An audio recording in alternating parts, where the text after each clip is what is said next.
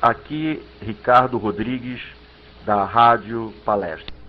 As circunstâncias atuais da globalização, as quais estão requerendo sistemas de controles cada vez mais flexíveis, estão exigindo também cada vez mais avaliações sobre condições de risco e incerteza. Se os valores esperados e os investimentos vão se realizar ou não, é a grande questão do momento. Essa questão é saber quanto vale R$1 hoje quando comparado com certas condições futuras. Essas condições futuras podem ser de duas ordens: aquelas que não contêm risco e aquelas que contêm risco.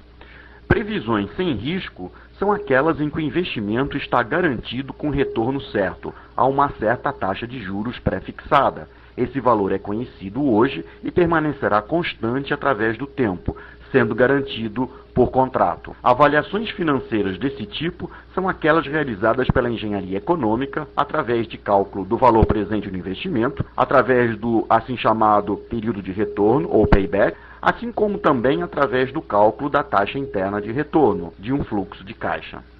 Previsões com risco são aquelas que levam em consideração as expectativas das taxas de juros acordadas realizarem-se ou não, para mais ou para menos. Essas avaliações são realizadas através da estatística, calculando-se a taxa média de retorno histórica observada em certo tipo de investimento. Acresce-se a esse cálculo das taxas médias os desvios acontecidos ou que poderão acontecer. Portanto, o cálculo com risco é aquele que se verifica quando a possibilidade de retorno de um investimento pode se distanciar de suas médias históricas observadas. Aqui, Ricardo Rodrigues, da Rádio Palestra.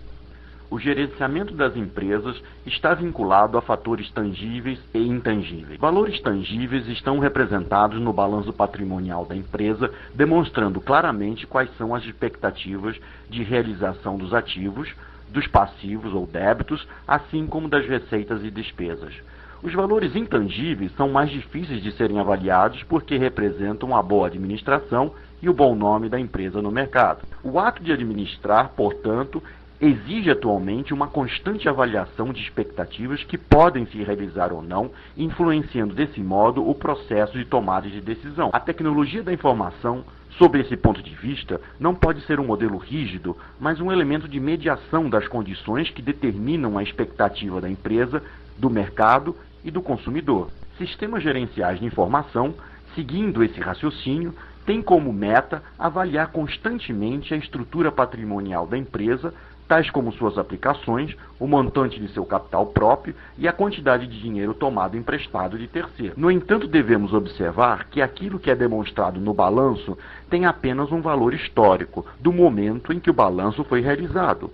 Mudanças contínuas das condições internas e externas da organização estão exigindo atualmente sistemas de informações que persigam objetivos determinados, tais como o aumento na participação do mercado, e ao mesmo tempo sejam flexíveis o bastante para avaliar o efeito desse tipo de estratégia com rapidez, mostrando alternativas quanto aos riscos que estão submetidos os fatores tangíveis e intangíveis das empresas. Aqui, Ricardo Rodrigues, da Rádio Palestra.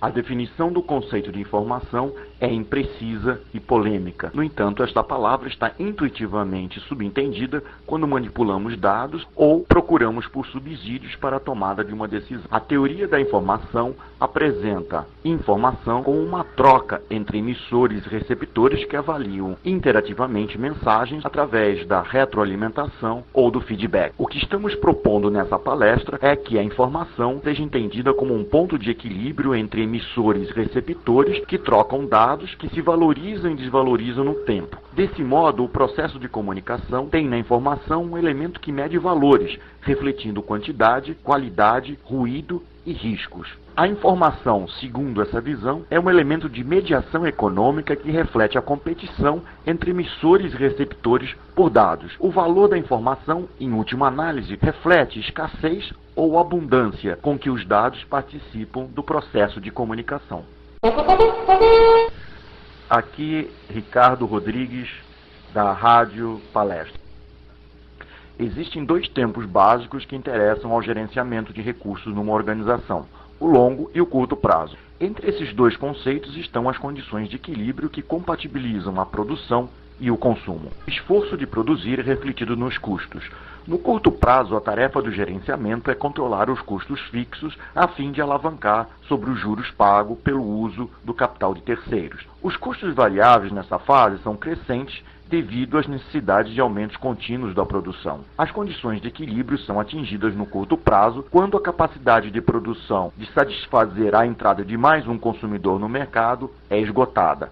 Nessas condições, tudo que é produzido é consumido sem desperdício. No longo prazo, o ganho das empresas está relacionado com a escala de produção. O preço inicial de curto prazo baixa ao nível dos custos médios da produção. Nessas condições, o equilíbrio é mantido através da entrada de novos produtores mais eficientes, novas tecnologias ou o aumento generalizado dos preços, quando então os custos médios são puxados para si. Fatores de risco de curto prazo definem as expectativas do equilíbrio de longo prazo, ou como os custos médios vão variar. No curto prazo, as atitudes do gerenciamento vão determinar as condições de equilíbrio da organização no longo prazo.